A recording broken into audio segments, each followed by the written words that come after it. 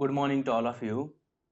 On behalf of Foundation for Creative Social Research, I, Irfan, welcome you all to the next episode of our podcast series titled Vimarsh Cafe. Foundation for Creative Social Research, FCSR, is a Delhi-based independent organization that endeavors to promote interdisciplinary research and envision ideas that are of critical importance to humanity, for example, freedom, justice, and liberation for all. In the past, FCSR has organized multiple events, notably the annual Creative Theory Colloquium CTC in collaboration with India International Center, Raza Foundation, and occasionally with our international partners like Herbert Marcuse Society from United States of America. Today's guest with me is Dr. Priya Sharma. Dr. Priya has completed her PhD from the Center for Political Studies recently. Uh, Before taking, without taking any further time, I would straight away come to Dr. Priya. Priya, thank you so much for accepting my invitation to be my guest in today's podcast. Let me begin with the first question. Would you like to introduce your title of the work and the brief introduction about your PhD thesis? First of all, hi Irfan, and it is a privilege to be here. Before introducing the title of my dissertation and thesis, I would just mention the idea from where the idea came. I have always been interested in non-violent conflicts, and sometimes this term non-violence and conflict seems to be, opposites. And it is, and my uh, basic, you can say, question was that how come conflicts can be resolved with violence when violence begets violence. So I've Hmm. always been interested in how to break this vicious circle of violence, and that's where I came across many people who are engaging in non-violent endeavors to resolve a conflict. And following that, I took the trajectory of social movements only. इसमें पहले मैंने एक digitation की थी. Digitation का नाम था understanding non violent movements, a case study of Ekta Parishad Hmm. And Narmada बचाओ आंदोलन. Hmm. जब मैं थीसिस करने लगी, तब मुझे ये रियलाइजेशन हुआ कि I think I should go deeper. And मुझे, मेरी टाइटल था understanding Gandhian social movements. It was basically understanding the political of Gandhian social movements, a case study of Ekta Parishad in Madhya Pradesh. This was your PhD title. Yes, this Okay, was my all right. PhD title. Okay. So from non-violent movements, I switched on to Gandhian social movements. Let me tell you that जब मैंने start की थी dissertation, I realized कि क्यों हर कोई गांधी से ही stuck है, गांधी पे ही stuck है. हर time पे जब देखो तब आप non-violence की बात करेंगे तो you have to go back to Gandhi. Otherwise there is no, beginning with. I always used to think that why can't we move beyond it? And that was my, you can say, interest also at that point of time. And I used to really quarrel with my supervisor, argue with him that, I don't think I want to read Gandhi. I want to go beyond it, and I want to study how actually are they working with, are they moving ahead in the present, in the contemporary century. That's where I realized that there are two schools of non-violence. One is principled and the other is pragmatic. Okay. Principled or pacifist, you can say, and the other is pragmatic school of understanding non-violent conflicts. Right. So here, अगर हम principled को समझेंगे, जैसा नाम भी है principled non-violent conflicts, इसमें हम ये समझते हैं कि how non-violence is a value. It is a moral value, and out of your moral compunction, you have to understand that we need to adhere to a non-violent path. So this is how the resources that were taken for understanding this kind of non-violence were basically religious texts, scriptures, religious gurus, all of these people who hold a morally uprighteous position. So it was some kind, you can understand, it is inclined towards a lot of philosophy. But again, there is a misunderstanding that this school only inclines towards philosophy. It deals with the with the action as well. But then the core would be that you have to understand, you have to take non-violence as a moral value. But when you understand the significance of pragmatic school of non-violence says that you have to take non-violence as a strategy, as a tool. जैसे violence को लिया जाता है, violent conflicts में violence को एक tool की तरह समझा जाता है. It is not a value. ऐसे ही non-violence को भी you have to understand that it is a tool, it is a strategy. तो जहाँ पे आपको फायदा मिल रहा है non-violence use करके, आप वहाँ पे non-violence use कीजिए. And then they made this tool to be very potent. One of the adherents आप इनके समझ सकते हैं, जीन शार्प हैं. अभी और बहुत लिटरेचर आई है इस पे, जैसे एरिका शेनोवेट, मारिया जी स्टेफिन, ये सब नॉन वायलेंट स्ट्रैटेजिक एस्पेक्ट को देखते हैं नॉन वायलेंस के. इसमें जो है, इसमें ये साफ साफ कह रहे हैं कि it is not a value, it is a tool which you use to resolve conflict.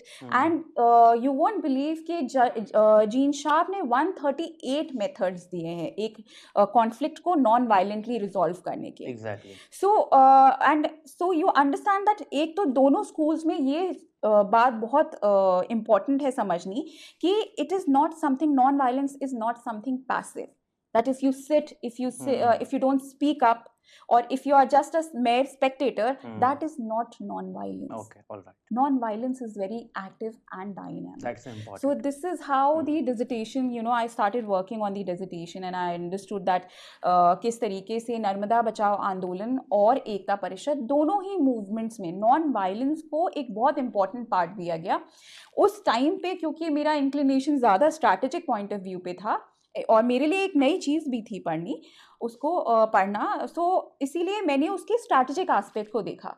But somewhere down the line मुझे ये लगा स्लोली एंड ग्रेजुअली कि जब हम नॉन वायलेंस को एक ही एस्पेक्ट में देखते हैं, उसको बाइफरकेट कर देते हैं प्रेगमेटिज्म और प्रिंसिपल्ड नॉन वायलेंस में, मेरे ख्याल से वो अंडरस्टैंडिंग अधूरी रह जाती है. right. ये मुझे डिजिटेशन करते करते मतलब रियलाइज हुआ, और इसीलिए पीएचडी में I started focusing on Gandhian social movements. I actually went back to Gandhi to understand non violence. And एक इम्पॉर्टेंट चीज़ जो मुझे लगी, जो मैंने लैक की थी डिजिटेशन में, वो ये लगी कि गांधी को अगर मैं पहले पढ़ लेती तो मुझे ये पता चल जाता कि Gandhi was a mix of principled and as well as pragmatic non violence. That's very important. I think Priya, this work on Gandhi, I would say this is very critical to our times. I think Gandhi is such a figure without whom it's very difficult, I would say rather impossible to imagine imagine modern India. I would say to put it very differently, that Gandhi and his ideas on social and political, as you try to do in your PhD thesis, is the cornerstone of the political imagination and the social imagination that this India sought to envision.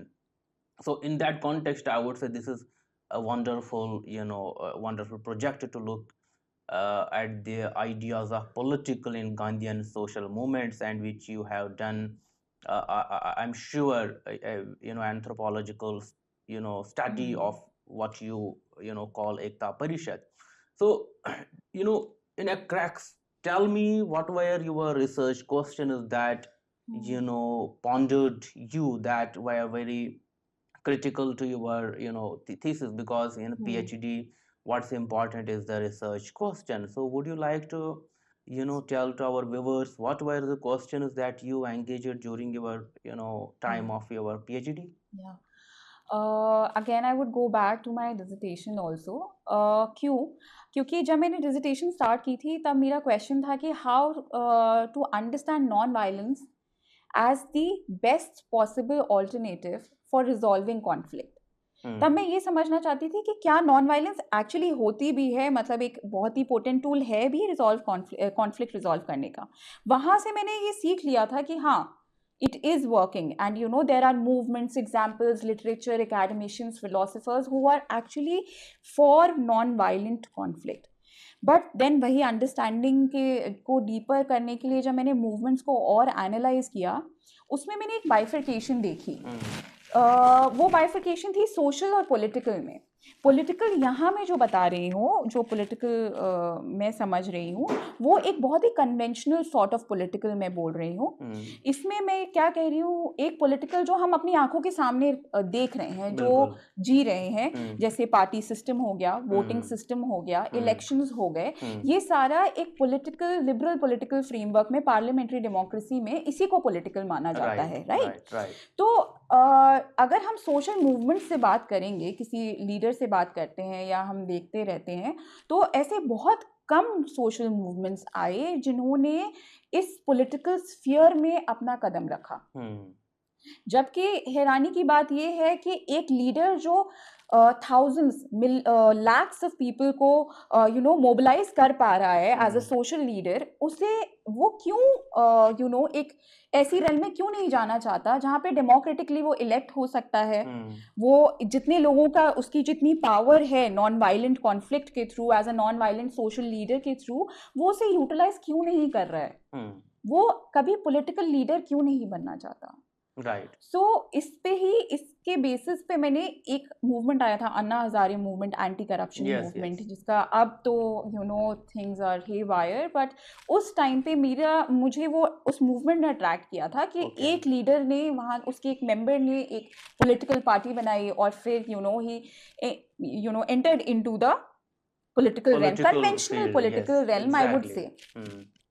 It is true, and I'm not denying that social movements have their own political understanding of political. But I am contesting it with the social and the conventional political also. I'm trying to understand that relationship as well, because be it conventional or be it anything, it is the reality of today's time.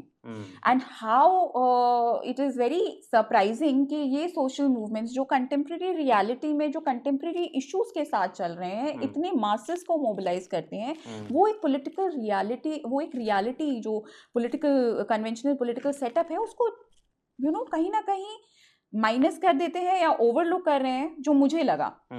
So the question was, why are they facing this dilemma between, why do Gandhian social movements face a dilemma between the social and the political? Exactly, right? And when we understand the political of Gandhi, we would see that Gandhi took everything together, right? It was a totalization of the ontology, जहाँ पर political, social, cultural, spiritual, environmental, everything was together. And that's why I think so he was so charismatic. He could understand how to converse and shift from political to social. Why? Because he connected everything. But आज के movements में, जो movements Gandhian social movements हैं, उनमें कहीं ना कहीं मुझे ये डिलेमा दिखता रहता है कि वो सोशल के रेल में रहना चाहते हैं, पॉलिटिकल के रेल में थोड़ा बहुत उनसे डायलॉग तो करना चाहते हैं, नेगोशिएट करना चाहते हैं, पर उस रेल में नहीं जाएंगे.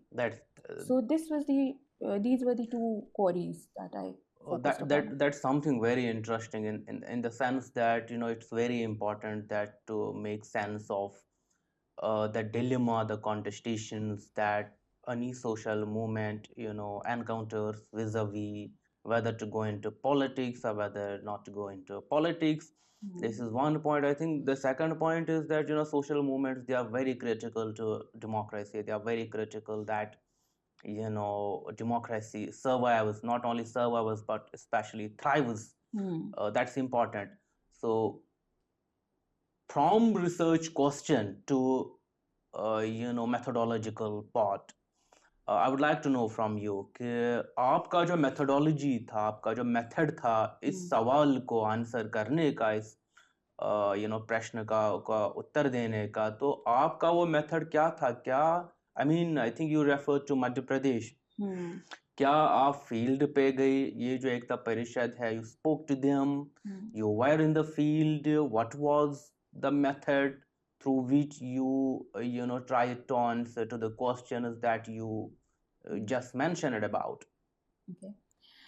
मेथोडोलॉजी मेरी पीएचडी रिसर्च की काफ़ी इंटरेस्टिंग रही, क्योंकि मेरे पहले 2 चैप्टर्स जो थे उसमें मैंने थियोरेटिकली अंडरस्टैंड किया गांधी के कॉन्सेप्ट ऑफ पॉलिटिकल को। ओके। वहाँ से मैंने शुरू किया एंड लिटरेचर बहुत लिटरेचरली अंडरस्टैंड किया, पढ़ाई की, बहुत से प्रोफेसर से बात की, उसके बाद एक अंडरस्टैंडिंग ऑफ गांधीज पॉलिटिकल समझ में आई। ओके। ठीक है, वहाँ से मैंने जो बाकी के 3 चैप्टर्स थे उसको मैंने फोकस किया है एकता परिषद पे। ओके। नाउ एकता ये परिषद, एकता परिषद है क्या? क्या आप या बता सकते हैं हमारे व्यूअर्स सो को? Ekta Parishad is a Gandhian social movement. ये ओके। 1990s में शुरू हुआ था। ओके। एक you can say a loosely organised movement था उस टाइम पे ये, okay. But they used to work for bonded labour. इनके जो लीडर हैं पीवी राजगोपाल, पीवी राजगोपाल ने बॉन्डेड लेबर को फ्री कराया था ओके। उसको उनको। और दूसरा ये है कि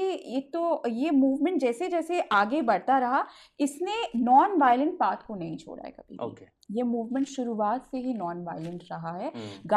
गांधीयन वैल्यूज पे, एज दे से गांधीयन वैल्यूज पे चलता आ रहा है। They work largely in the tribal belts and अभी इस मूवमेंट ने मोर देन 100 डिस्ट्रिक्ट्स कवर की है। इसी नॉर्दर्न नॉर्थ नहीं वेस्ट नहीं, इंडिया नॉर्दर्न नहीं, they have coverage in the south, okay. in the north, and Right. also in the northeast. Oh, that's great. Okay. So it is a very large movement. इसकी organizations भी हैं beyond our country also. Ekta Parishad Canada is there, Ekta Parishad Europe is there.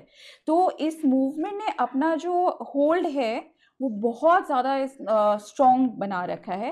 And सबसे अच्छी बात ये है कि ये नॉन वायलेंस को और गांधीयन वैल्यूज़ को बहुत सीरियसली लेता है। ये मुझे कैसे पता चला? मैंने पहले क्या किया है, मैंने पहले एकता परिषद के लोगों से बात करना शुरू किया था। I got a few contacts, और इस ऑर्गेनाइजेशन में सबसे बड़ी चीज़ ये है कि हर एक person is ready to talk to you.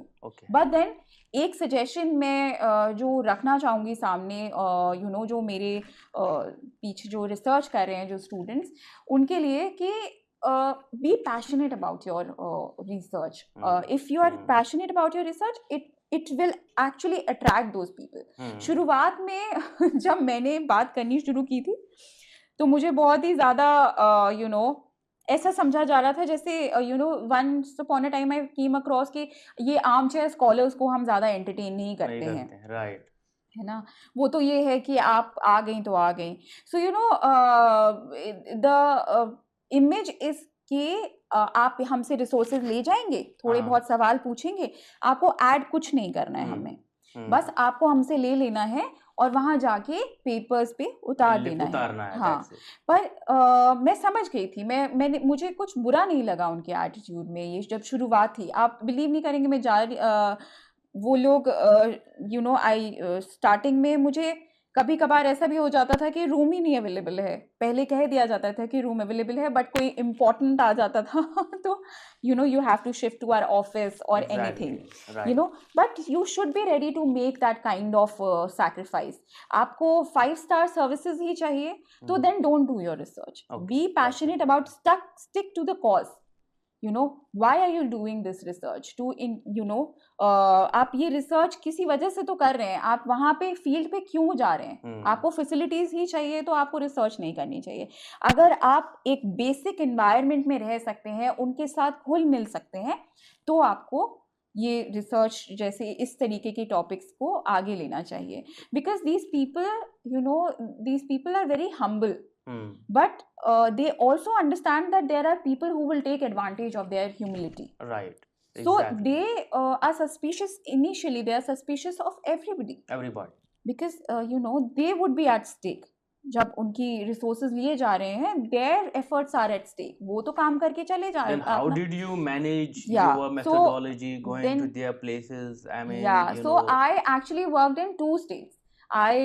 Initially I did not have that guts to mention Madhya Pradesh and Chhattisgarh, क्योंकि मुझे लगता था मैं पता नहीं जा पाऊंगी कि नहीं, ऐसा हो पाएगा कि नहीं, कि मेरे मतलब कोई मुझे एंटरटेन करेगा भी मूवमेंट्स में कि नहीं। ये मेरा पहली बार था कि मैं एक फील्ड पे उतर रही थी। तो मैंने मध्य प्रदेश में ग्वालियर में और भोपाल में काम किया है उनके साथ, और मैंने छत्तीसगढ़ में तिल्दा में काम किया है उनके Okay. साथ। Okay. कैसे हुआ ये? I started with staying with them. मैंने कुछ टाइम उनके साथ बिताया, उनसे बात की। वो they are like plethora of knowledge. Right. उनके पास आप लोग जो हम लोग जो बुक से पढ़ते हैं उससे ज़्यादा उनके पास नॉलेज है। क्यों? क्योंकि वो काम कर रहे हैं उस वो पर, ग्राउंड पे है। ग्राउंड पे हैं। हाँ, Yes. तो जब मैंने उनसे बात की तो आगे slowly and gradually they understood that she is a serious scholar and she is ready to sacrifice many things. बहुत कुछ सुनना भी पड़ता था बीच बीच में honestly, because I think social movement ज़्यादा एकेडमिशंस का थोड़ा बहुत कॉन्वर्जेसन ज़्यादा नहीं हो पाता है, तो इसीलिए वो कॉन्वर्जेसन बनाने के लिए मुझे वहाँ पे रह के फिर फ़ोन कॉन्वर्जेशंस हुए। Then ultimately there was this, मैं बहुत लकी हो गई थी, एक जन आंदोलन था 2018 में। They had to start this march from Gwalior till Morena. Okay. तो सबको यही लगता था कि ऑफ कोर्स ये तो अपने हमारे रिसोर्सेज लेके वैसे भी जाने वाली है, तो इनसे क्या मतलब, इससे क्या बात होगी, ज़्यादा कुछ नहीं बात करते थे वो मुझसे इस बारे में कि आप जाओगे कि नहीं मूवमेंट में। कोई क्वेश्चन नहीं था किसी भी तरीके का ऑनेस्टली, बट मुझे लगा कि ये मौका मेरी लाइफ टाइम में बहुत ही कम मिलेगा जो सत्याग्रह मार्च को फॉलो कर रहा होगा। Right. तो मैंने वो पार्टिसिपेट किया। Okay. ग्वालियर से लेके मुरैना तक 3 दिन की लगातार मार्च थी एक। तो उसमें जब when I started there was one question that was raised to maybe I don't know crush my confidence, क्या कहेंगे कि दिखावा क्यों कर रहे हो, किसी किसी को ये भी लगता है। तो कि आपसे फ़ायदा क्या है हमें? आप तो लैंड इश्यूज़ पे भी काम नहीं कर रहे हो। ये मूवमेंट जो है ये लार्जली लैंड इश्यूज़ पे काम करता है। आप तो लैंड इश्यूज़ पे भी काम नहीं कर रहे हो। You know this that was the first day of the march and I was just about to begin. Okay. और that person took me aside and then asked me so that there is nobody else to talk on my behalf. All right. या and आप गांधी पे काम भी कर रहे हो, तो मतलब ये हमारे में क्या ऐड करेगा हमें? हम लैंड इश्यूज पे काम करते तो डेटा ऐड करते, या आप कुछ रिजॉल्व करते, पॉलिसीज बताते। आई वुड नॉट से कि that person was a member of Ekta Parishad, but the person was a participant of the march. Right. Right. उस टाइम पे मुझे थोड़ा सा हैरानी हुई कि कोई ऐसे भी पूछ सकता है, ऐसा सवाल भी पूछ सकता है। तो मैंने साफ-साफ जो भी मैंने उन्हें बताया कि आपको ये बात करनी नहीं चाहिए, गांधीयन मूवमेंट के हो क्या, you are talking about this.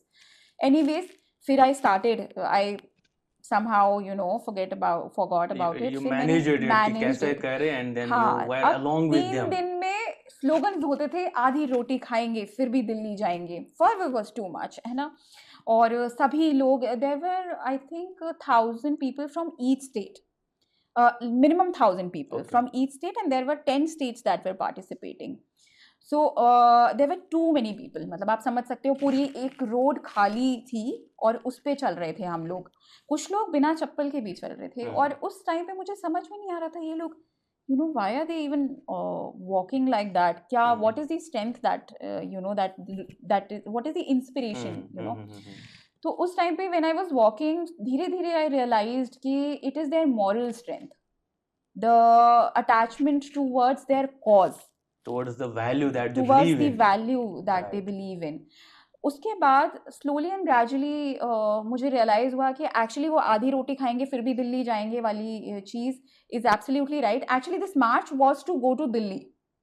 ये Okay. मुरैना में यहाँ पे नेगोशिएशन हो गया था, तो इसीलिए हम लोग ग्वालियर टिल मुरैना था, नहीं तो मुझे दिल्ली तक जाना था उनके साथ। तो क्या हुआ कि वहाँ पर एक्चुअली हमें एक ही टाइम का खाना मिलता था। Okay. I had not predicted that कि अच्छा ऐसा होगा, बट या इट वाज ट्रू कि जो वो बोल रहे हैं हर शब्द का एक मीनिंग था वहाँ पर। Right. हर स्टेप का एक मीनिंग था। वहाँ पे बहुत से ऐसे भी लोग थे, आप बिलीव नहीं करेंगे, जिन्होंने अपनी पूरे आई मीन लीनिएज को खो दिया है इस स्ट्रगल में। एक लेडी हैं साबूबाई, मैं उनका नाम हमेशा पिन पॉइंट करती हूँ क्योंकि उन्होंने अपने मेल मेंबर्स, उनकी फैमिली के मेल मेंबर्स आर नो मोर, किसी न किसी हादसे में, किसी स्ट्रगल में she is lost many people, but she still adamant कि वो चल के ही जाएंगी और वो अपने हक को लेके ही रहेंगी, अपनी ज़मीन को वो इसी तरह लेंगी। Right. सो वो कन्विक्शन देखने को मिला। 2 दिन तो सड़क पे सोते थे हम, साइड में ऐसे हमें एक क्या कहेंगे उसे, बोरी दे दी जाती थी, उसके ऊपर हमें सोना होता था। सोना तो क्या होता था, सब थक जाते थे तो ऐसे बेहोश हो Very जाते थे। different हाँ, experience for a extremely different, person it was in who stays in university in, seriously हम तो यहाँ पे यूनिवर्सिटी में रह के तो हम कभी बिलीव ही नहीं कर पाएँगे कि अच्छा तुम्हें कोई कह दे कि यहाँ सड़क पे सो जाओ भाई, हाँ. साइड में। तो बट हाँ, it That's is true. that's interesting, Priya. Many points come out of this या discussion. One is, the mismatch between academic universities, academic institutions, and the people who work on the ground. Hmm, So this is something, ये आज का problem नहीं है, academics का बहुत लंबे समय से ये प्रॉब्लम रहा है कि ग्राउंड के साथ हम लोग कनेक्ट नहीं कर पा रहे हैं. This hmm, is one part of the story. और उसमें ट्रस्ट की भी बात आती है. These are the people who you say कि पता नहीं भरोसा करेंगे या नहीं करेंगे. Hmm, this is the second part. Third part is, I think, the journey itself that's interesting कि traveling from one city to another, from Gawaliar to Morena, or ye, I think this is a very, first-hand primary database research that you have hmm, done. So this is, I think, very important for any research scholar or anyone who is interested to go into PhD. प्रिया, अब ये मैं जानना चाहूँगा आपसे कि आपने किन-किन समस्याओं का सामना किया? What were the difficulties that you faced there?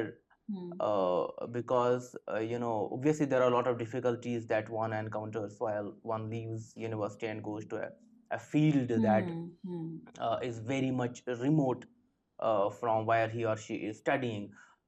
Before answering this question, there is another point that मुझे जो लगता है कि काफ़ी ज़्यादा इम्पोर्टेंट है कि you know एक तो ये होता है कि only the people who sit in the universities have a sense of what state is, what are the issues that are important. For example, जो आपने अभी बताया कि हम आधी रोटी खाएंगे लेकिन फिर भी दिल्ली जाएंगे. So this is something which is a very remarkable statement. और ये वो लोग दे रहे हैं जिनमें महिलाएं हैं, इनमें बच्चे हैं। पर्सन्स, बच्चे हैं, ओल्ड एज पीपल है.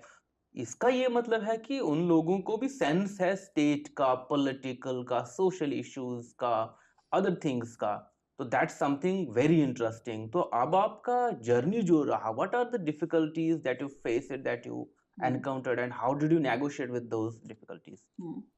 एक तो ये बात है, आप you are absolutely right when you say that they know these institutions and all of right. These political concepts. बस यही डिफरेंस है कि वो उसे जीते हैं, हम उसे लिखते हैं, हम लिखते उसे हैं. आर्टिकुलेट कर लेते हैं, हम्म. है ना? तो आई थिंक उनको ज़्यादा अंडरस्टैंडिंग है हमसे इन हाँ, सब they चीज़ों don't की, need, because John Rawls to हाँ, to read them, and they have the theorise sense of, anything, या है exactly. ना? तो एक तो ये है, दूसरा आप डिफ़िकल्टीज़ के बारे में पूछ रहे थे मुझसे। हाँ. मैं एक बात बताती हूँ आपको, मैं बहुत लकी रही हूँ कि मैं इस मूवमेंट के साथ मैंने काम किया। Hmm. I think they were very friendly when they got to understand कि ये एक्चुअली सीरियस है, ओके. एक पर्टिकुलर कॉज के लिए ये सीरियस है।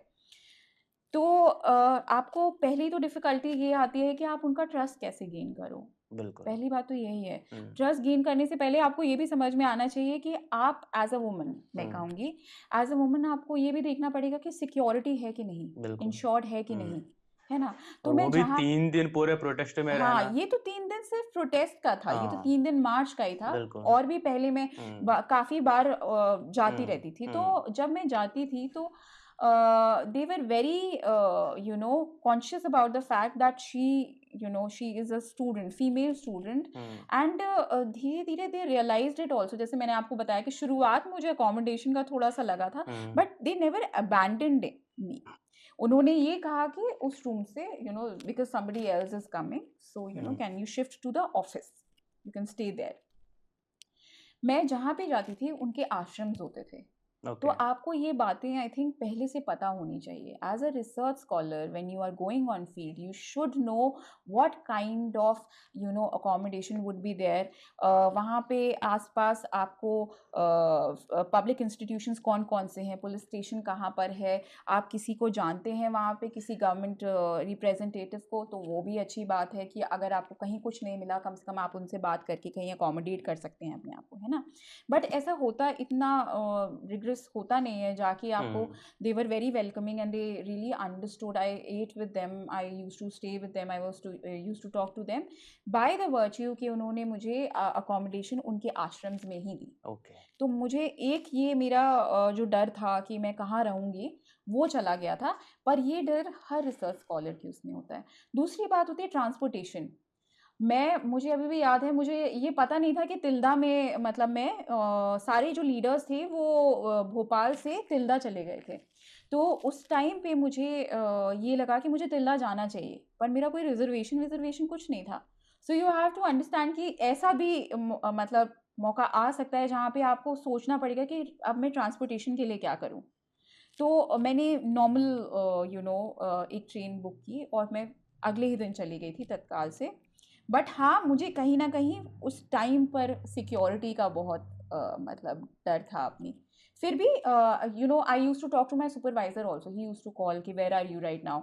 सो be in touch with people, be conscious कि आपको अपने मूवमेंट्स के बारे में बताते रहना है। As a female research scholar I think so it is very important. As a male research scholar also I am not trying to differentiate, but I am trying to accommodate things in the reality also. That's true. इसीलिए एक तो ये था। दूसरा था कि आपको ये अंडरस्टैंड करना पड़ेगा आपका सो कॉल्ड ये एजुकेटेड एंड वेरी सोफिस्टिकेटेड जो ऑरा है वो वहाँ पर नहीं चल सकता। नहीं चल सकता, यू बिल्कुल। Have to be Like at them. Ground with Exactly. Them. Right. अब वो नीचे बैठे हैं, आपको नीचे बैठना है। बैठना है। आप वो हिंदी में बात कर रहे हैं, आपको हिंदी में ही बात करनी एक है। टाइम खाना खा रहे हैं तो वही खाना एक है टाइम आपको, हाँ जो मिल खाना रहा खा है वो रहे मिल हैं रहा वो है। हाँ। Right. You can not. Gandhian movements में एक और ये गांधीन वैल्यू है कि आप जब खाना खा लेते हैं आप अपने बर्तन खुद धोते हैं, आप रखते हैं।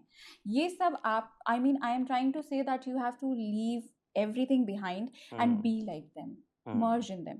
ये डिफिकल्टी उनको हो सकती है जो मे बी अपना माइंडसेट चेंज करके नहीं जाना चाहते हैं। that would be difficult. Otherwise it was very they were very accommodative इस चीज़ के। वो समझ रहे थे कि हाँ इसको प्रॉब्लम हो सकती है, बट मुझे कोई प्रॉब्लम इसीलिए ही नहीं हो पाई क्योंकि मैं उनके साथ में ही घुल मिल गई थी। तो एक ये चीज़ है। दूसरा है इंटरव्यूज़ लेना। हर कोई इंटरव्यू नहीं देना चाहता आपको। इंटरव्यू मतलब ही होता है कि you are making the other person conscious. तो आप इंटरव्यू कैसे लो किसी का? आप Right. कॉन्वर्जेशन स्ट्राइक करो, बिल्कुल। बातें करो, है ना। आप उन्हें बताओ कि मैं एज अ स्टूडेंट मैं ये सोचती हूँ, क्या आपको लगता है कि ऐसा है, या आप क्या सोचते हैं, आप मुझे बता सकते हैं। तो ऐसे धीरे धीरे मैं जब रिकॉर्ड करने भी जाती थी कुछ लोग कहते थे हमें रिकॉर्डिंग नहीं करनी है। तो यू हैव टू अंडरस्टैंड कि जी कोई बात नहीं, आपको वो माइंड I में think याद this is रहना है, the रखना biggest है। challenge for any research scholar to, हाँ acquaint himself or herself हाँ with his or her, respondents, because हाँ तब तक ये बहुत मुश्किल है कि आपके सवालों का उत्तर मिले जब तक आप उनके साथ नहीं मिलेंगे। So if your respondent is afraid, वो तो फिर सवाल का जवाब नहीं देगा। That's I think a very good way of putting this to our या fellows who wish to come to the universities for their PhDs. Now coming from Priya, this introduction, then we had a discussion on research question, then on the methodology part. So now comes the very important part of the PhD thesis, जो होता है कि आपकी findings. अब 4 साल आपने 5 साल काम किया इस पे, you went to the field, you studied a lot of literature. What would be your brief conclusions and findings, and also simultaneously the limitations of your work? या ये मैं थोड़ा सिंपल करके बताऊंगी। एक तो मुझे लगा कि कहीं ना कहीं वो डिलेमा है सोशल मूवमेंट्स में, right.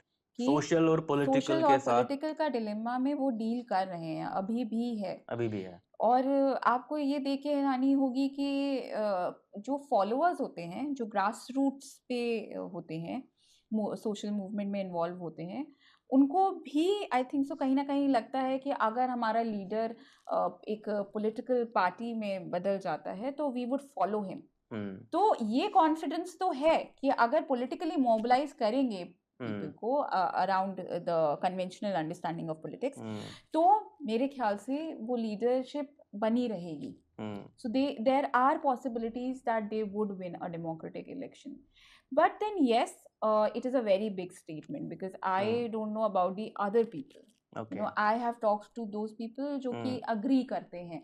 But then leadership level पे जब मैंने देखा, मैंने ये पाया कि एक कहीं ना कहीं सटल तरीके से इस पूरे डिबेट को ही डील किया जाता है, ये कह के कि we have politics of our own, right, and we don't want to enter elections. एक बहुत स्टेटमेंट जो मुझे हमेशा स्ट्राइक करता है, वो एक स्टेटमेंट था, एक वर्कर ने कहा था वहाँ पर, मेंबर थी वो एकता परिषद की, उन्होंने कहा था मुझे कि एक बार जो इस पॉलिटिक्स के दलदल में घुस गया वो कभी उससे निकल नहीं सकता है.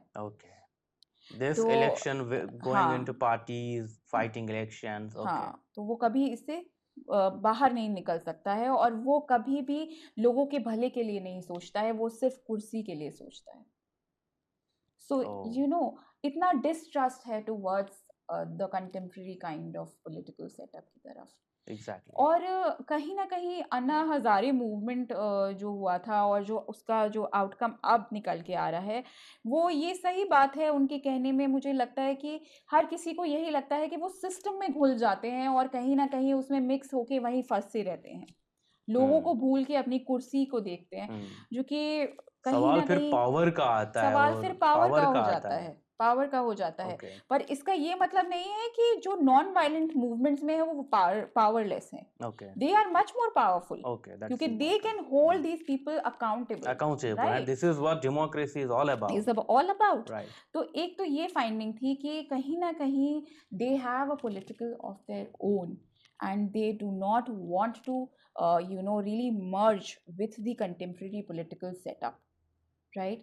दूसरा था कि they themselves said that we want to run parallelly, and be with them also and be with our social movement as well. So वही है कि कोई फ्रेंड और फो वाला कॉन्सेप्ट नहीं रखा है इन्होंने कि वो ऑपोजिशन पार्टी है या वो हमारी एनिमी है, ऐसा कुछ नहीं है. They want to have their rights and they want to negotiate for their rights with the state, with the contemporary political setup as well. ये तो रहे सेकेंडरी जो मैंने रियलाइज़ किया. दूसरा ये था कि जब मैं कॉन्सेप्चुलाइज कर रही थी किस तरीके से आप अंडरस्टैंड कर सकते हो इनके पॉलिटिकल को, उसमें मुझे एक चीज़ लगी कि जिसको मैं कहती हूँ एम्बेडेड पॉलिटिकल. एम्बेडेड पॉलिटिकल क्या हुआ कि जो अंडरस्टैंडिंग ऑफ पॉलिटिकल है सोशल मूवमेंट्स की, वो कहीं ना कहीं एक दूसरे में एम्बेडेड है. सोशल पॉलिटिकल में ही एम्बेडेड है, पॉलिटिकल सोशल में ही एम्बेडेड है. It is like but they have their separate identities as well. मैं ये नहीं कह रही हूँ कि वो मर्ज हो गया और वो वन हो गया. मैं इस मतलब लेवल तक मुझे नहीं दिखा कि वो एकदम मर्ज हो जाते हैं और सोशल और पॉलिटिकल कहीं पे आप डिफ्रेंशिएट ही नहीं कर सकते. नहीं, ऐसा नहीं है. Social is embedded in political and political is embedded in social. इसको और सिंपलर टर्म्स में मैं इस पे फोकस करना चाहती हूँ कि जैसे आप रिंग देखते हैं, तो ये रिंग में these diamonds are embedded, right? But they have their own identity and as well as the gold has its own identity, right? So these differences, these subtle differences need to be understood. क्योंकि कुछ ऐसे questions आ सकते हैं कि क्या आप कह रहे हो कि ये मर्ज हो जाते हैं. मुझे कहीं पे भी नहीं लगा कि ये एकदम मर्ज हो जाते हैं और आप एक सोशल को पॉलिटिकल में देख सकते हैं एक साथ हो जाते हैं. वो ऐसा नहीं है. They are very strategic about understanding the social and the political. एक मुझे ये लगा. दूसरा मुझे ये लगा कि जो इनकी स्ट्रगल है, इट इज़ नॉट लाइक कि जैसे हम मार्क्स में पढ़ते हैं या हम यूजुअली मूवमेंट्स के बारे में सोचते हैं, तो उसमें हम ये देखते हैं कि कहीं ना कहीं रेवोल्यूशन की बात होती है या एक ड्रास्टिक पैराडाइमेटिक चेंज की बात होती है, पूरा पैराडाइम ही चेंज हो जाए एकदम से। मुझे लगता है कि ये movements, non violent Gandhian social movements, कहीं ना कहीं एक लॉन्ग टर्म गोल लेके चल रहे हैं, जहाँ पर they are moving with the understanding that they have to work within the bounds of the constitutional framework. Okay. So they are not here to overthrow the state. They are here to understand the issues, the ground realities, and how to negotiate with the state through, जैसे एकता परिषद कर रहा है, संवाद, संघर्ष और रचना के through. तो ये 3 पिलर्स पे ये मूवमेंट आगे बढ़ रहा है, और कहीं ना कहीं इनकी जो नॉन वायलेंस है, जिसको मैं कहूँगी पॉलिटिकल नॉन वायलेंस है, जिस तरीके से पॉलिटिकल वायलेंस होती है जिसमें you use employ violence to achieve a certain political goal, right? यही पे यहाँ पर they are trying to employ non-violence. They are trying to believe also in non-violence. It is both pragmatic as well as the principled position. Yes. Position where they want to remain within the constitutional framework and also want to struggle non-violently through to gain their political goals. And how are they mobilizing people? They are mobilizing people by making them realize that जिसकी लड़ाई उसकी अगुवाई, जो आपकी अगर लड़ाई है तो आप इतने सशक्त हो जाओ, आप में वो पोटेंशियल है कि आप अपनी अगुवाई कर सकते हो. So as a citizen of the country, you have the right to struggle for gaining your political rights also. So ये कुछ findings थी मेरी research की. That's a wonderful idea, I would say. This trope of what I think, obviously these social Gandhian movements face a dilemma as to whether one should enter into the realm of political. That's also important, but sometimes one needs to detach from it, as you say, कि दलदल में ही फंसे रहेंगे. That's also very the point to be highlighted from your work. The idea that I think the trope that struck me is the question of samvad. So that would mean dialogue. I would say it's not important that why people are different. It's not important that why we have differences. We can have differences with the political, we can have differences with the party system, we can have differences with our neighbors, in our families we do have differences. But what is important is that how do we resolve that differences. There are a lot of models to resolve that differences. One would be to assimilate the difference itself. The question of power comes. I think what you tend to say is that these differences have to be resolved through dialogue. So that connects me to the question of inter-community relations. I think I would say Gandhi and his ideas, I would say, are at the heart of envisioning a society where people belonging to different religious identities, belonging to different sects, live together peacefully. So it's very important that it's not important that why people are different in their religious affiliations, but what is important is that should we respect one another and live peacefully and coexistentially. So I think Priya, this is the broader idea and the crux of your work, I would say. If you have to elaborate more on this point, and also on the suggestions that you would be if you are interested in suggestions that any student who is interested to come to PhD, to come to university for pursuing his or her research, what would be your suggestions? Tell me briefly about this. एक तो you're talking about dialogue, and inter-community peace. इसका एक बहुत अच्छा example जो कंटेम्प्रेरीली चल रहा है वो है खुदाई खिदमतगार 2. खुदाई खिदमतगार, यस. तो इनामुल हसन जी से बात होती है मेरी इसमें, इस मूवमेंट कहेंगे, ऑर्गेनाइजेशन कहेंगे, आप दोनों भी कह सकते हैं. तो ऐसा नहीं है कि ऐसे एग्जाम्पल्स नहीं है जो अभी भी गांधीयन वैल्यूज़ जो कि रिलीजियस कम्युनिटी में बिलीव करती है, रिलीजियस पीस में, यूनिटी में बिलीव करती है, वो ऐसे इसके एडहेरेंस नहीं है.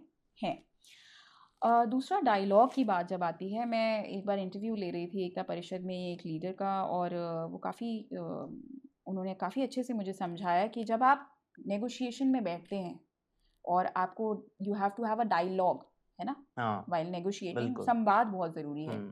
पर जब आप एक माइंडसेट चाहिए होता है संवाद बिल्कुल। के लिए, नेगोशिएट करने के लिए। उस माइंडसेट में अगर आप ऐसे माइंडसेट से बैठे हैं जहाँ पे आप ये सोच रहे हैं कि जो मेरी डिमांड्स हैं 100% पूरी हो जाएं, और जो दूसरा आपके साथ जो बैठा हुआ है जिससे आप नेगोशिएट कर रहे हैं वो भी यही सोच रहा है कि जो मेरी डिमांड्स हैं वो मेरी डिमांड्स 100% मान ली जाएं, राइट? तो कहीं पे भी वो संवाद नहीं है ना? बिल्कुल। क्योंकि हम इसी माइंडसेट से आए कि मेरी ही बात सारी मेरी ही मानी जाए, बात हो जाए, सारी तो बात मेरी मानी जाए, बिल्कुल। मैं जीत जाऊं। ये नेगोशिएशन नहीं हुआ।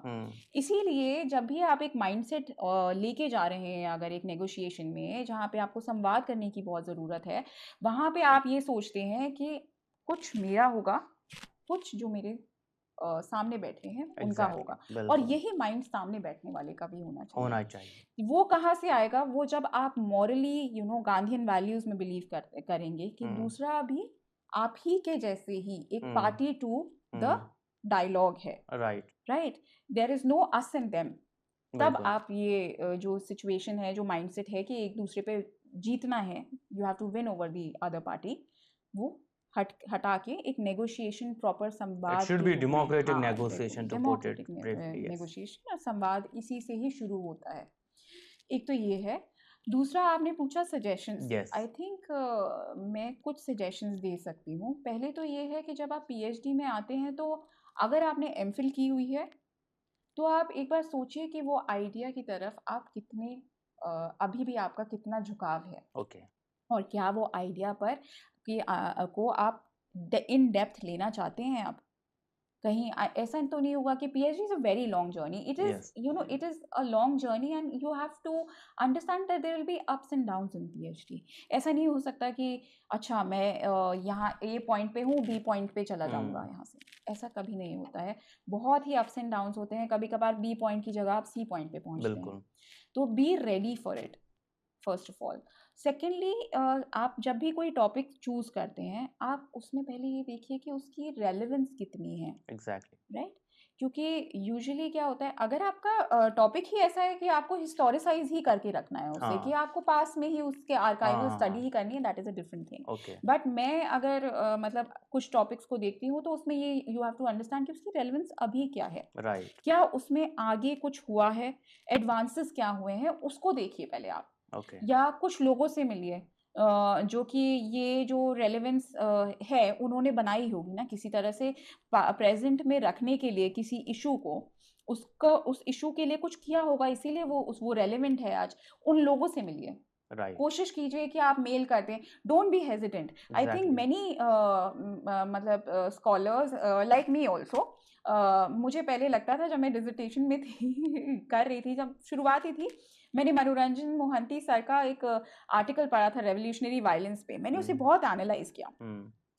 तो सर ने मुझसे बोला, मेरे सुपरवाइजर ने मुझसे कहा कि why don't you mail him and ask your queries directly from him. मुझे लगा मुझसे कौन ही बात करेगा, मैंने बात नहीं की उनसे।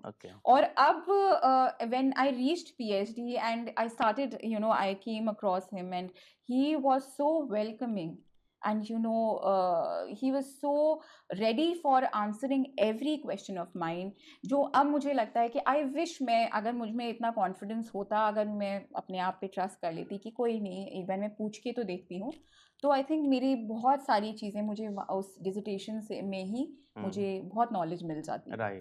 तो ये डरने की कोई बात नहीं है, आप मेल कर सकते हैं। ज़्यादा अगर आपको वन ऑन वन नहीं मिलना है किसी से तो आप मेल कर लीजिए, उन्हें पहले बता दीजिए मैं क्या काम कर रही हूँ, क्या काम मुझे मतलब आपसे पूछना है, क्या क्या क्वेश्चंस हैं, वो सब आप मेल करके देखिए तो सही। One should ask these questions, right? दूसरा एक और मुझे बहुत इंपॉर्टेंट चीज़ लगी कि हम लोग क्लूलेस होते हैं जब हम फील्ड रिसर्च के लिए जाते हैं, तो हम जाए कहाँ। तो ऐसी रिसर्च इस टाइम पे आप इंस्टीट्यूट्स चूज कीजिए, सेंटर्स चूज कीजिए। मतलब मैं ये कहना चाह रही हूँ, कॉन्क्रीट बॉडी होती है हर एक टॉप इशू के लिए, कोई कॉन्क्रीट बॉडी होगी। अगर आप पॉलिटिकल पार्टीज पे काम कर रहे हैं, आप ऑफिसेस को कांटेक्ट कीजिए, पहले ही ऑफिसर्स को कांटेक्ट कीजिए। या फिर आप अगर, जैसे मैं नॉन वायलेंट कॉन्फ्लिक्ट पे काम कर रही थी, तो आप सोशल मूवमेंट के कुछ लोगों से बात कीजिए जो आपको एंटरटेन कर रहे हो, जो आपसे आपके क्वेश्चंस में इंटरेस्ट ले रहे हो, वो आपको आगे का रास्ता दिखाएंगे। तो हमेशा बॉडीज चूज कीजिए, कोई सेंटर होगी, कोई लाइब्रेरी होगी, कोई यूनिवर्सिटी होगी, उन सब को आप अपने कॉन्टैक्ट लिस्ट में लगा लीजिए और उसके बाद ही आगे बढ़िए, कि जिससे कि आपको एक पीस ऑफ माइंड रहेगा कि हाँ मेरे पास ये सपोर्ट सिस्टम है।